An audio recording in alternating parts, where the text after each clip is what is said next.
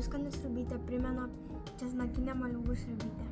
Moliūgų sriubų receptų tikrai žinote ne vieną, tačiau nežinote mano firminio moliūgų sriubos recepto, kuris yra kreminės struktūros, subalansuotas, daug baltymų turintis, nes į receptą įeina taip pat anakardžiai, turintis ir riebalų. Jums reikės sviestinį moliūgą pakepinti orkaitėje 180 laipsnių temperatūroje apie 20-30 minučių, apšlakščius ypač tyro alyvuogių aliejumi, truputį druskytės, pipiriukų, dėti česnako skiltelę, dėti kokosų kremo, viską sutrinti iki vienalytės masės.